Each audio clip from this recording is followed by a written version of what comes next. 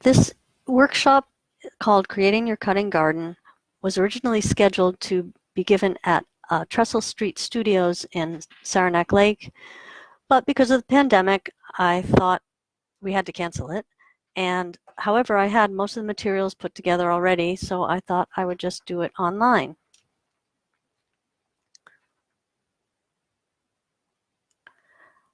I'm Ellen Bieberman. I grow flowers in Vermontville, New York. I'm a flower farmer. Just a little history of how I got here. In 2006, I was approached to start a new farmers market at Paul Smith's College. And when we started the market, we didn't have very many vendors. So I turned my home garden into a market garden and grew vegetables to sell at the Paul Smith's Farmers Market.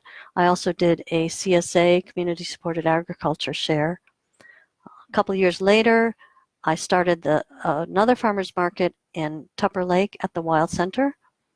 And I also put a lot of energy into organizing a community garden in Saranac Lake. Originally had 2 locations. Now it still has one behind the hospital in Saranac Lake, Common Ground Garden. I sold veggies at the Tupper Lake Farmers Market for a number of years. It was a very good market. A couple of years ago, I decided that I wanted to just sell cut flowers. I'd been selling the cut flowers next to my veggies, and it just seemed to fit better for the kind of growing that I did. And also, nobody else was selling cut flowers at the market. When I switched over to being a cut flower seller, I joined the Saranac Lake Farmers Market, which is on Saturdays. I was also do a weekly delivery in the summer. People can order my bouquets online. I have gift cards. I do a couple of weddings every year with a wedding florist who does most of the design, and I wholesale to florists. This is what it used to look like a few years ago. And that's my daughter over there on the right. And this is what it looks like now. This was a delivery last summer, 1 week, going out to my various people who had the orders.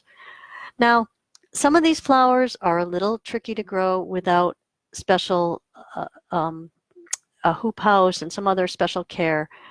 However, there are a lot of flowers that are not that tricky to grow. And with a little care, you can get flowers from your own backyard from June through October in our climate. So I'm going to help you get started on doing that. So let's get started. This slideshow has 3 components. We're going to start with planning, how you're going to do the whole beds and everything, some methods and special supplies that you're going to need, some techniques, and then finally some varieties that I think are easy to grow. And at the end, you can download this slideshow, and at the last slide has a bunch of links for resources if you want more information. So, planning. First thing you need to think about when you grow flowers is they need sun. Most of them need sun. There are some shade flowers. I don't grow very many of them, and they're a little bit tricky. You do want a good place, a good garden soil. It doesn't have to be lots of compost, but it shouldn't just be, forest soil. You want a convenient location so that you get there often to check on your flowers and do some weeding. However, you don't want it to be a display location. And here's why. This is a beautiful perennial bed with different textures and colors and all different sizes, and it looks really nice there in the yard. This is a flower farm.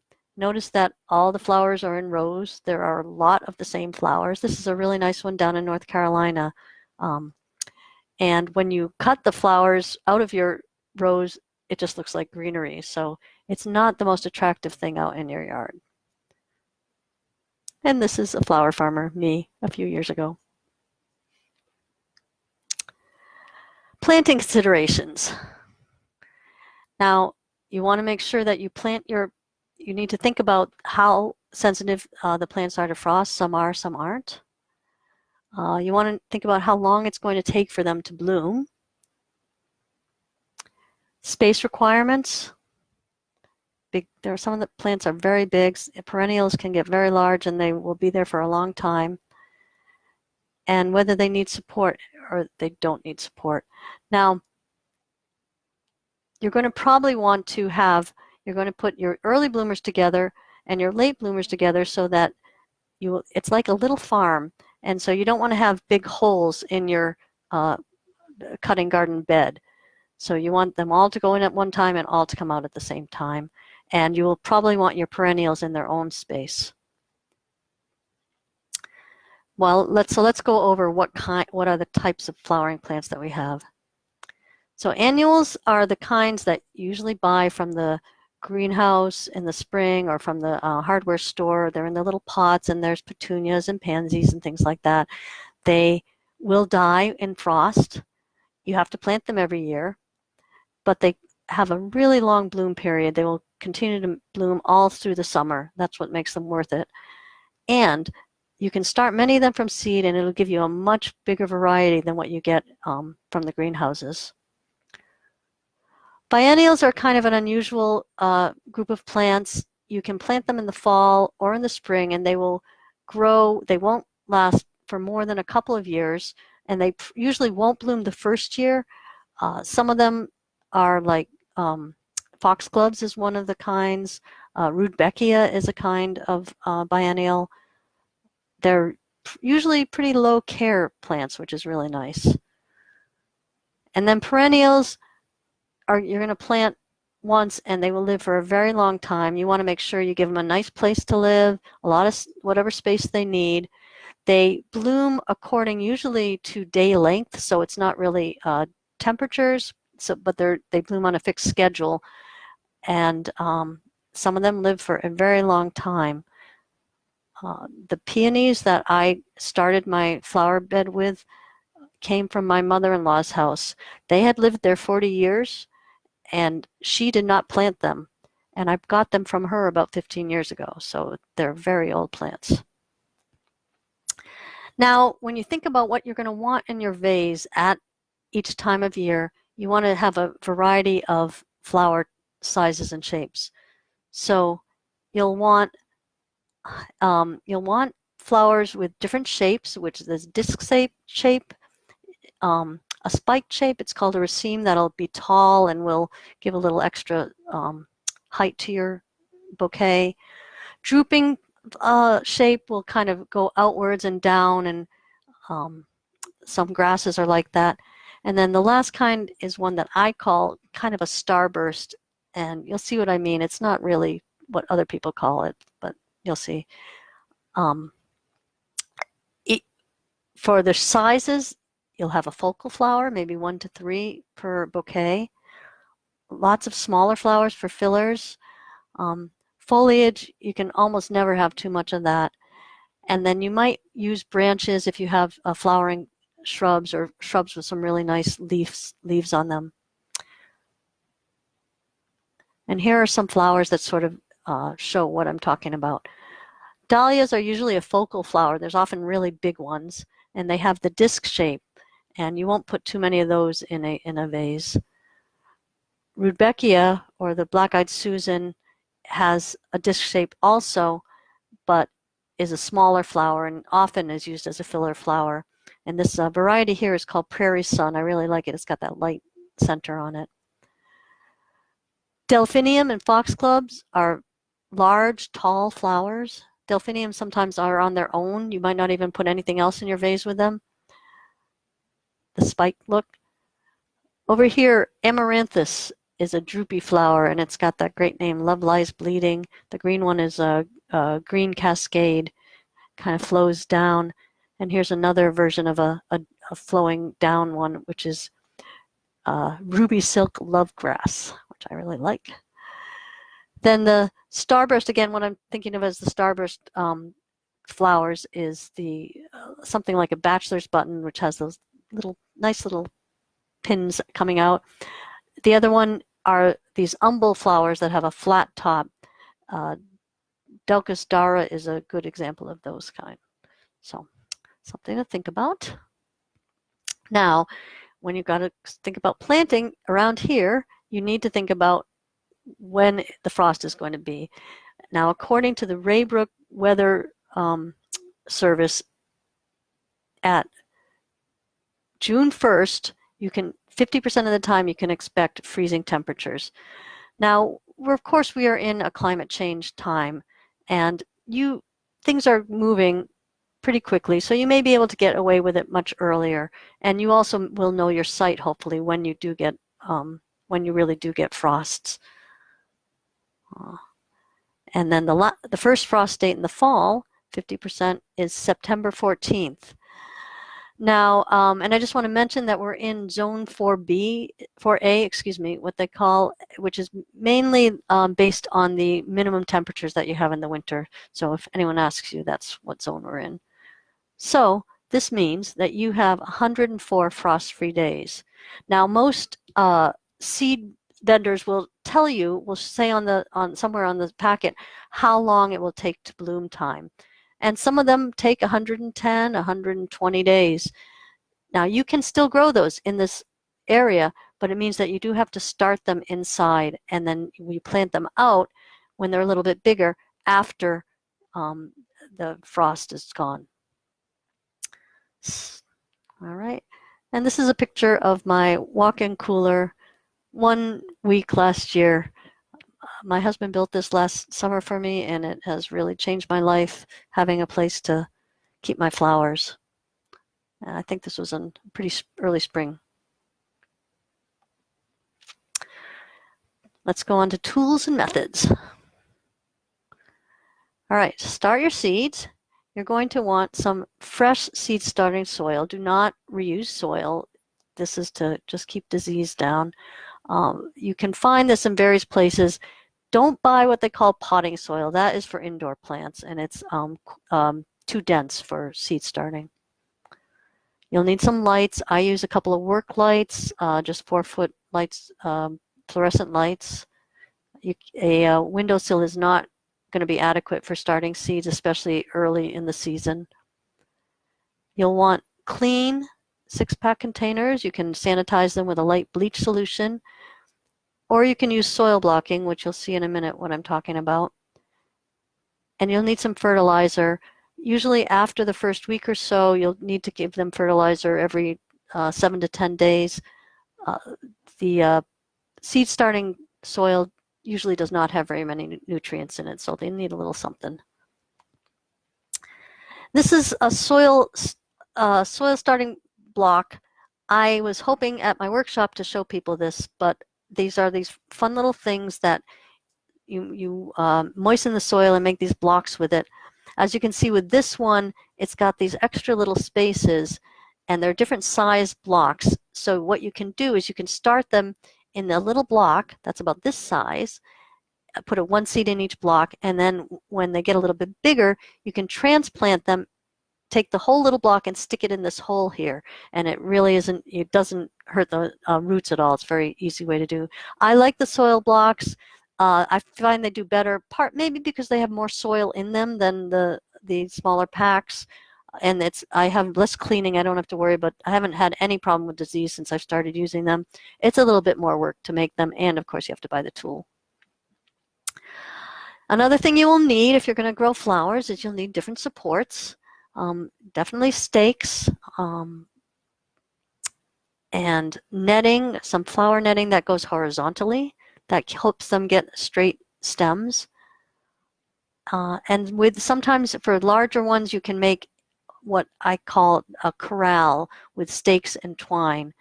Of course, if you just have a few plants, you can just wrap them lightly around with twine to hold them up, put a stake next to them. So here's a picture. On the left here is what you might call the twine corral, which just has the stakes at one end and either twine going on one or both sides of a row. I think these are dahlias. They look really beautiful, really tall. And then on the other side here is the netting horizontally over some snapdragons, it looks like. You plant the transplants or the seed, and then before they get too tall, you lay this out, and then the stems will come up right through it, and they'll stay nice and straight. Also, if you look here, you can see they're not actually tied to the stakes. They're just being held up by a little bit of friction. So if you need to, as they get taller, you can just kind of go along and slide them up. Sometimes people put another row above them for taller plants. I've never really needed to put 2 rows of netting on my flowers. And then if you want to really start doing some fun things, you might want to think about building low tunnels where you can do a little bit of season extension and get things out in the field earlier than you would otherwise. So what you'll need for that is you'll need what's called floating row cover. Sometimes people call it remay. This is an agricultural product that allows air and water to go through, and a bit of it blocks light a little bit, but not very much, so that it makes a little, almost a little greenhouse in there, but you don't have to worry about things overheating because the air goes right through it. You'll need some hoops to hold the floating row cover up, and then you'll need something to hold it down on the sides. I use sandbags. You can also use bricks. You don't want to use garden staples because it's thin enough fabric, the row cover, that it'll just rip if you do that. And so here's some pictures. On this side, you can see it's just made out of PVC pipes, very light, just stick them in the ground. And then over here, this is what it would look like if it's covered up. You can see they've used bricks. You do not need to take it up very often. However, it will grow weeds underneath, because if the flowers are going to grow, the weeds are going to grow. So just beware that you will need to check it every once in a while. Some people just put dirt along the edge too to hold it down. So just to give you an idea of how this could work, I'm going to go through one flower type, and I thought I'd start with snapdragons. Now, call snapdragons a cold hardy annual. They have a really long bloom period, and you can get them out early, but they take a while to get going. So you can start them 8 to 10 weeks before the last frost. If you put them out, you're going to want to pinch them, which I'll show you what it means, so that you can get more stems, and oftentimes you get straighter stems if you pinch. You'll put them in, they do need netting because they get tall and they tip over sometimes. And then it's a couple of my favorite varieties, Potomac and Madam Butterfly is a little bit more of a spray kind of snapdragon. So let's see what we do. So let's say we start them indoors on March 10th, around the middle of March. We're going to transplant them into a larger cell. We're going to start them very small, and then that'll be a month later. 8 weeks later, 6 to 8 weeks, you're going to be putting them out in the garden. And then they start blooming late summer, but they will go all the way through the end of September, because as I mentioned before, they're cold hardy and they will withstand a couple of frosts. So here's the way some people do it. This is just seeded over in a small little container. And I love that taking the little seedling out like this is called pricking out. This is another way. I think these are the seed blocks, the small seed block size, although I don't quite have a scale, and I think these might be snapdragons. This is the way I probably would do it. I would do it in the seed block.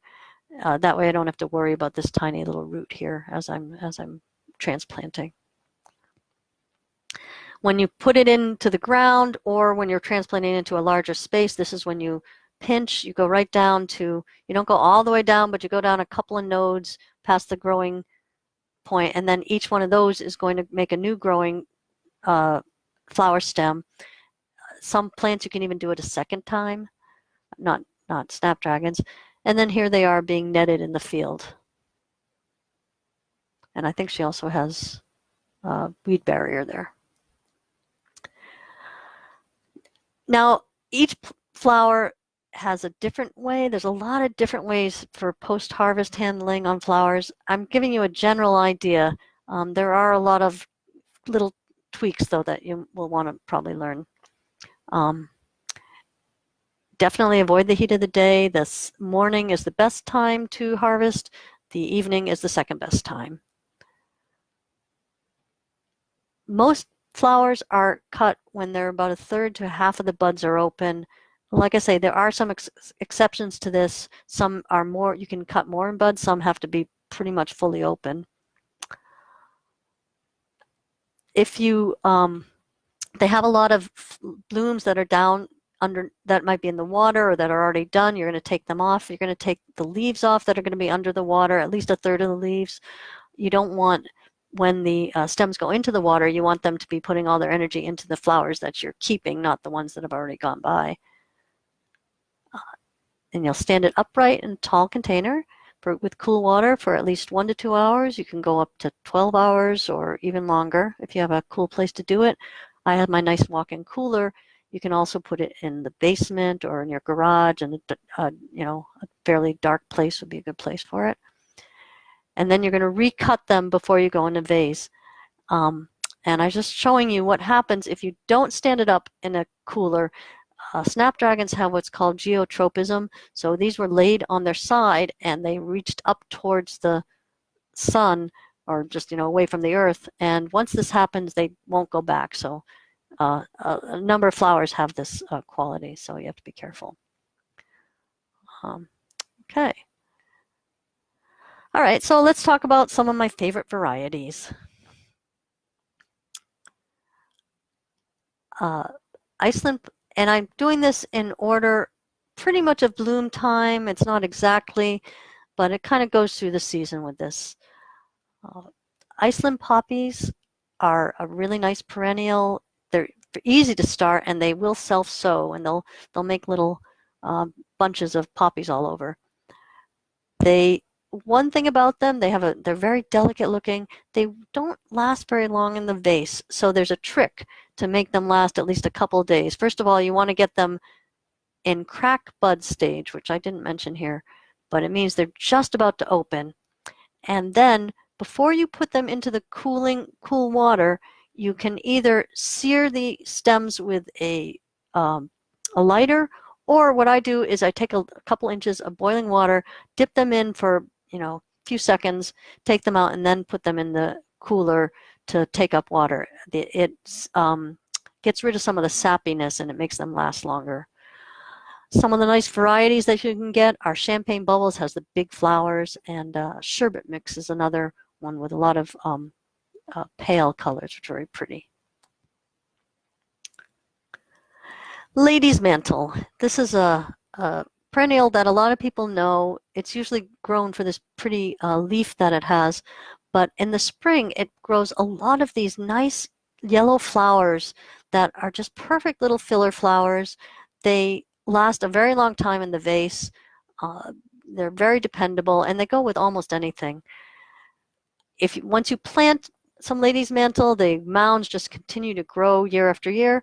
You can just go back with a shovel and cut around the roots and make them smaller just to get the right size. Easy to do. They don't need to be divided, but you can keep them the size you want if you do that. And like I said, they bloom in the spring. Peony, my favorite. I love this, Queen of the Garden. Yeah, and it says I've read that they can live up to 100 years. You can plant them in the fall if you can get them then. It's easier if you plant them in the spring. Now you're going to be planting roots if you plant peonies. Just make sure that they're watered. You want to give them a really good start for a couple of years to get them established. They will get big, a 2-foot square plant. They bloom all at once, usually the third week in June, in my yard anyway. When they're blooming, you have to pick them. If you want to get them, you have to pick them twice a day. You have to check. And you're going to harvest them in what's called marshmallow stage. And you'll get a little feel for it. It's a bud stage. It's not a hard bud. It's a soft bud. And you can, once you do that, you cut the stem. Don't cut it too long. Only as long as you need, because you want to keep feeding the plant. You take the stem, and you do this when it's dry, hopefully. Wrap it in some newspaper, put them in plastic bags sealed fairly well, and lay them horizontally in your refrigerator. You can check on them, but they could keep for a couple of weeks if you do this right and just check on them every couple of days. You can take them out, put them in water, and they'll open up. They won't last as long as they would originally, but you'll get a nice show from them. And this I just learned this year, that some people have peony rings to hold them up. If they're not going to bloom, if you're going to cut them before they bloom, you do not need to support them. You can just cut the buds. If it does fall over, you still get a straight stem. It just might be lying on the ground. You just have to pick it up, cut it. People say not to harvest when you plant new peonies for a couple of years, just to get more flowers later, to let the plant get bigger. I have never quite been able to keep myself from doing that. This is a nice little filler flower, Sweet William. It's a perennial. It has a clove scent, a bit of a scent to it, and it comes usually in a bunch of little different colors like this, some mixes. You can plant it in the spring, you can plant it in the fall. It will put out a lot of stems for a while. It goes dormant kind of in the summer, but sometimes you get a fall bloom as well. Delphinium, big flowers. These things can be 6 feet tall. They're very, very dramatic, and they've got the beautiful colors. They are a perennial. They won't live forever. They're a big plant, and they'll take up a lot of space after a couple of years. And then one year you'll go out there in the spring and there'll be nothing there. And that just means that they lived their life and they're done. So you start some more. You can plant them in the spring. If you get them in early in the spring and you start them ahead of time, those will bloom in the fall. If you plant them in the summer to late to fall, you'll get them the following spring. Mostly they're spring blooming, but there are some, I got some fall blooming. And let's see, Pacific Giant is the really big ones. If you don't want something quite so big, you can try Magic Fountains. And yarrow. Now, everybody knows yarrow, but they only know the white wild yarrow. There are a lot of pretty colors of yarrow these days. This one over here is, I think the mix is the Colorado mix. And, they're different, beautiful red and some pinks and things like that. You can start them anytime and plant them out. I start most things. I don't direct seed very much, but so you could direct seed it, but I think you could start it, just stick some plants out and they'll continue to grow. What was I going to say? I think that's all. They're just a nice, dependable plant. Oh, I know that they, after a couple of years, they sometimes lose their color a little bit, so you might just start some new ones every few years. The color seems to change after a few years. This is one I just started last year, just learned about, Godetia. It's related to a wild plant that people call Clarkia that comes in a taller variety with blooms spaced along the stem. This Godetia, which is more of a commercial variety, the blooms are all at the top, and they come in a clump. You can pick them when a couple of flowers are open, and then if you do give some flower food in your vase, you should get the rest of the flowers to open. At night they'll close up again. They kind of have a little spiral look that's very pretty. There's only one variety. It's called Grace, and there's more colors here than actually what you're seeing in this picture. There's some red and white ones that I've seen, and I just like that the name is called Farewell to Spring. I have to say, mine didn't bloom till mid-June last year, so it was quite a late farewell. And bachelor's buttons. They're very easy to grow. You can direct seed them. They'll come right up. They're not my favorite flower for harvesting because they can break, the stems can break, and they make a bit of a thicket sometimes that you have to just cut into. But if you want a blue flower, you've got to have the bachelor's buttons. The new varieties that you get, the commercial varieties, are much bigger and showier than like the old-fashioned wildflowers that you have. The Classic Fantastic is a bunch of blues and purples. The Classic Romantic is actually whites and reds and pinks, and they're very stunning as well. Another one I started last year, it's a phlox that's not there's a perennial phlox, and this is not that one. You can direct seed it. I transplanted mine. Definitely need some nets because their plants are a little bit short, but if you put the nets, you'll get this stems will stretch up. They bloom all summer. They kept putting out little bunches, week after week. The only variety that I know of is called Cherry Caramel, and I did really like it because it had that sort of antique wallpaper look of sort of a just light yellow with a, I don't know what that color is, the reddish center. Cosmos.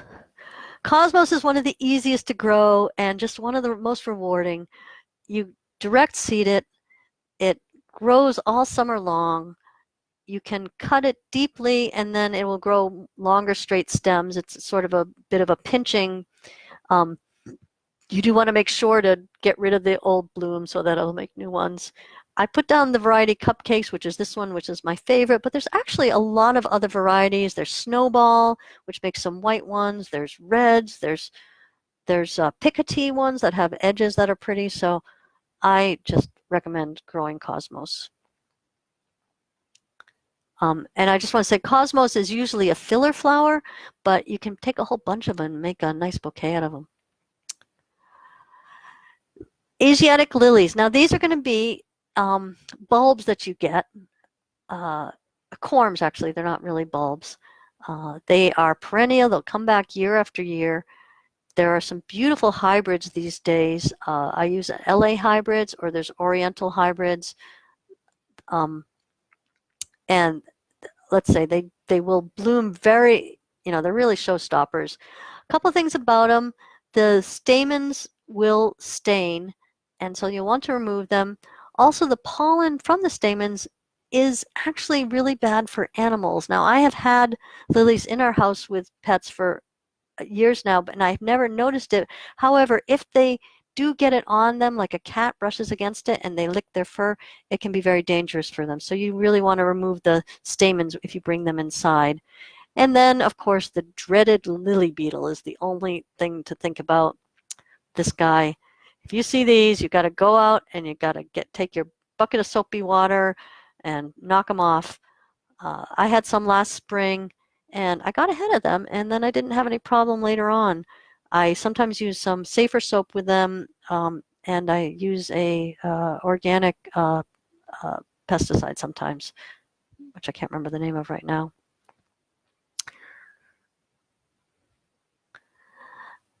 Dara, Daucus cara. Now you can see if you look at this, it definitely looks like a Queen Anne's lace. They come in all different shades when you get a packet. There's some nice dark purple ones, some pinky purple ones. They can get some nice big blooms. They're really nice. They just make a beautiful filler. Once they've started growing, they'll just keep going all the way till late summer, fall. Direct seed again, like a carrot. You wouldn't want to do that. And this variety is called Dara. It's probably the easiest to get. I recommend giving it a try.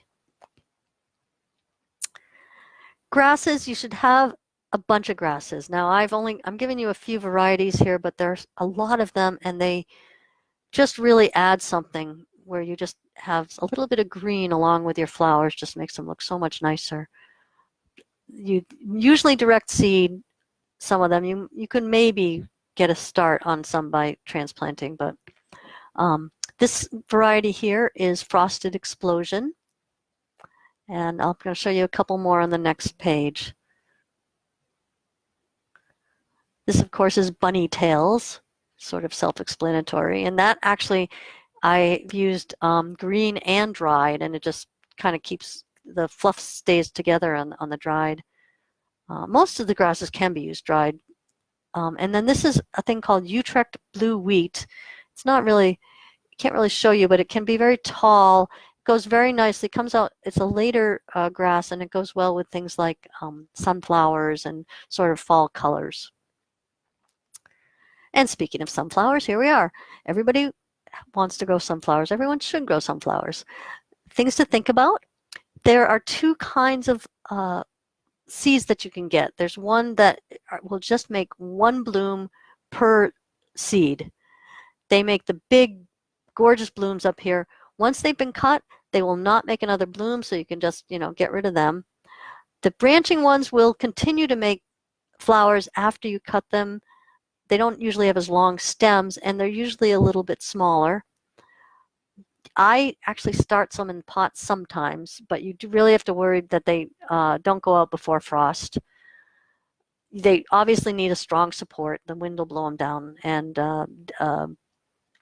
deer, of course, love them. One thing you can do, if you look at the bloom schedule for them, some of them bloom earlier in the summer and some a little bit later, so you can stretch your season out by planting some of each. And dahlias are my challenge. They are a beautiful flower. Everyone wants to grow them. I've grown them a few years. I've not had the best luck, and I do know people can grow them. They really like heat. They're grown from tubers. You're going to get it when you buy them. You're going to get some tubers, and you can do something. You can start them straight in the ground. You don't want to do that before frost. Like I said, they're very tender. Or you could pre-sprout them, which is just to put them in a little bit of soil and water them for a few days, and then it'll shoot up, and then, but you have to be very careful when you then plant that plant. They need to be pinched when you put them out so that the stems will be uniform length, width, and so that you'll get more stems. Sometimes you pinch them a couple times because they grow a lot in the middle there. They usually do need support. Dahlias are one of the few flowers that you really have to wait till they're open before you can harvest them. Don't harvest them before they're half open, at least, because they will not finish opening very well in the vase. And then one more thing about dahlias is they are a bit of an insect magnet. So you do have to kind of get out there and hose them off and knock the insects off for some reason. But I have seen people grow beautiful dahlias, and I'm going to do some more this year. Amaranths. I showed you some at the top, the cascade, the drooping amaranths, the Love Lies Bleeding. There's also, this is I think this is Velvet Curtain. It might be Red Spike. They are a nice fall plant. They usually get quite big, and this kind of flower does last for a while. You will, again, the stems will get pretty big if you don't prune them back some, so you can get smaller stems. You should probably start them indoors and put them outside. And these are a few of my favorite varieties: the Love Lies Bleeding, Green Cascade, and then a Red Spike. And Black-Eyed Susan, the Rudbeckia, I mentioned before. I like to, these are nice fall flowers. So if you start them in the spring and put them right out, you'll get some nice fall flowers. They will overwinter sometimes. They don't make it, so you might not get so many in the next spring. They have just a wonderful range of colors. This is the Cherokee Sunset blend. The Prairie Sun I showed you that has the green, like a lighter green center. Sahara. There's one called Cherry Brandy that's sort of a bright red, dark red one. Very easy to grow flower and a nice one to have around. And then zinnias are just like summer. You have to have zinnias. They love the heat. They will produce all summer. You will want to have, these have the doubled blooms, so you'll want to have something a little bit rich soil on them to give it a nice, good, strong bloom. Otherwise, you might get a single blooms from them. Bennery's Giant is the tried and true variety that's done for a long time. And if you miss blooms, you want to go out there and get those, cut them off, deadhead them so you can get some more later. And just nothing has the color of zinnias in the summer. So I guess that's pretty much all of my varieties.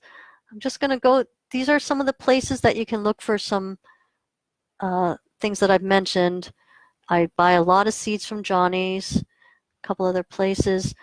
This is a place to buy dahlias. Tallgrass Farms also dahlias, because you'll buy the roots, like I said. I get some of the row cover from Greenhouse Megastore. I didn't mention drip irrigation, but it's a nice thing to do. You will need it if you do like covers. It's good to have drip irrigation. It's a great way to keep water off your flowers, but if they're not covered, they're going to get rained on. And then all the extensions, Cornell, UMass, North Carolina State do a lot of flower horticulture. Some of it's more for professionals, some of it's more for gardeners. Association of Specialty Cut Flowers, a little bit is more for professionals, but has a lot of good information there. So I think I'm done. No questions? Okay, okay. All right, and here's my information. And if you go to the Sunwarren Gardens Facebook page, right on the left-hand side, there's a little button you can click. It will give you, it says Get Slideshow, and I will send you a link to this slideshow so you can look at the resources and things on your own. So thank you very much.